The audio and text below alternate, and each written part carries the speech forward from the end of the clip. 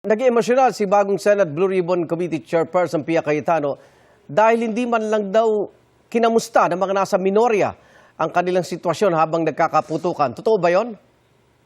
Hindi po.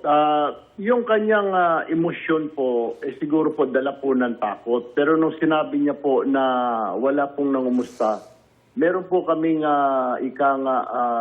yung chat group po sa WhatsApp. Lahat po ng mga members ng majority at saka ng mga minority, yung 20th Congress na chat group. Meron po, nagpadala po ng message po kita ko po doon si Senator Kiko, Senator Bam, Senator Sherwin. Maging ako po, yung sa akin po, pinadala ko po around 9:57. Opo. Pagkatapos sumagot po yung si Senadora Camille, sabi niya, thank you, we're all okay.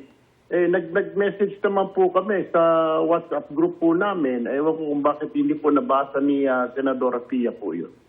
Ikaw mismo, ano yung personal na mensahe mo?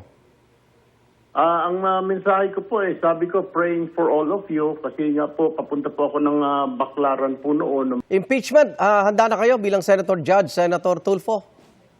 Nagbigay na po ng schedule kahapon sa ipatawag po ng caucus po of all members si SB Cayetano at July 6 po ang umpisa nung ikang impeachment trial. May mungkahi si Senador Rodante Marcoleta na payagang makaboto si De La Rosa sa impeachment trial kahit hindi siya physically present. Senador Tulfo, suportahan mo ba yan?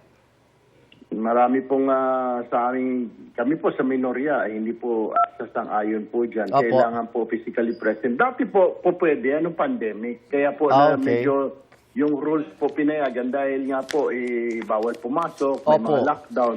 Ngayon po, everything is okay naman po. Kailangan po siguro ng presence sa Senado.